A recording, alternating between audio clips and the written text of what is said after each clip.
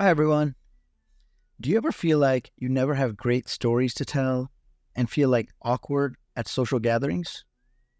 What if you had a secret power to make yourself extremely relatable and liked whenever you're in a social setting or at a party? Well, today we're going to look at three types of stories that you can have in your back pocket every time that you're in a social gathering so that you never feel awkward again. For this, we'll be looking at Ryan Gosling, who is an excellent example of how to tell stories and the three types of stories that you can tell to help you improve your personality. Gift room is really her thing. She enjoys. I don't want to out my mom like this.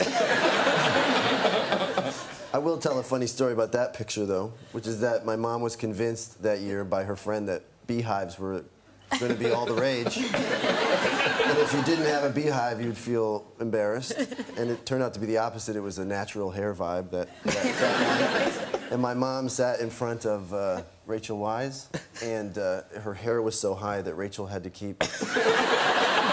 And my mom kept sinking in her chair, and I didn't know what to do because I was, I wanted to have a nice night. So I didn't know Meryl Streep, but she was sitting next to me, and I said in a commercial break, would you mind just telling my mom you like her hair, And she was like, I got this. And then the commercial went, she goes, do you know, I wish I was going to do a beehive, and I wish I had. My mom was like, raising the roof all night. Does she already know that story, your mom? My mom? Yeah. Oh. And now you realize Yikes! She'll never see this back in America. Based on interviews and talk show appearances, one of the things that makes Ryan Gosling so effortlessly charming is his ability to connect with people through casual, down-to-earth conversation about everyday topics. Unlike a lot of other celebrities who try and portray themselves as unattainable or glamorous, Ryan comes across as an incredibly grounded and relatable person. As we saw in this clip, he talks about a cute story about taking his mom to the Oscars and about how she was embarrassed and he asked someone to help her, and by the end of the story, his mom was feeling great.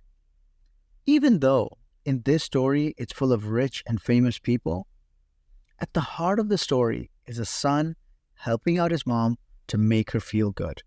And who doesn't love a great story about a mother and son?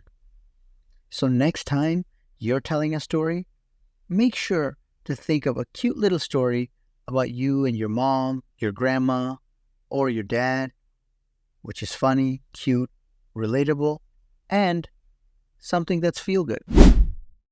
to Movie Guy house in Atlanta, where, when they showed me the house, they were like, Liam Hemsworth and Miley Cyrus just stayed here, so. And they gave me one of these, which I thought was untoward.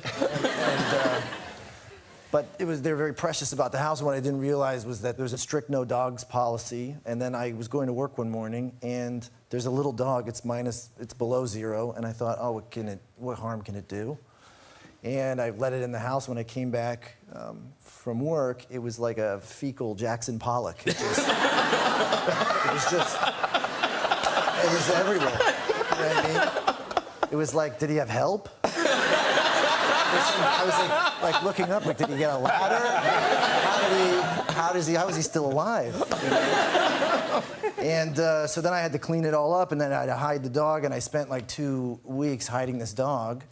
And when it was over the last day, I didn't know what I was going to do with it. And actually, your driver, Bo, said that his father had just lost his dog of 16 years, and so Bo took this little dog, and he went and lived on a lake with 100 acres. And he went to, literally dog. Oh. So that's a nice story. That's a lovely story. Yeah, Don't be afraid to show your softer side and gush about things you're passionate about, even if it's something simple like a love for a pet. As we saw in this clip, another story that gets everyone in awe is a story about a cute little animal. Whether it's a story about your pet dog, cat, or anyone else's, who has an animal, a story about an animal, especially about a dog, is always a hit universally. As we saw in this clip, we see Ryan Gosling basically rescuing this cute little dog and giving it a new home. So next time you're at a party and you want to tell a story, think of a time from your life where you had an interaction with an animal you love. Bring up lesser-known family members by name and tell personal stories about them to make conversations feel more intimate and familiar. Ryan has a habit of frequently name-dropping and telling stories about his uncles, cousins, and other extended family members who most people wouldn't even know. I walked into the room once and he was bedazzling a sequined white jumpsuit. And he said that he was going to be Elvis for a little while. And you know, would I like to help? And he said, absolutely. What do you need me to do? So I became his head of security. And he got my whole family in on the act. My mother was a backup singer, and honestly, it was one of the greatest performances I've ever seen. I mean, you've been sincere. I mean, it was really affecting. No, I mean, what I admired about what he was doing was that he looked nothing like Elvis, you know. And he didn't attempt to. He had a mustache and very little hair. And, but my God, he just became him. And, you know, he would end every show with Suspicious Minds. And he would get on his knees, and often with tears in his eyes, he would sing to some imaginary woman and beg her not to leave. And we were transported from this mall in my small town in Ontario to that. I imagine it was a kitchen, and she was trying to leave, and we were just in that moment every night, and it was incredible, and honestly one of the best like acting lessons I ever had. Yeah. Like in this clip, we see the story Ryan talk about his uncle who looked nothing like Elvis, but because of his passion, he ended up inspiring Ryan.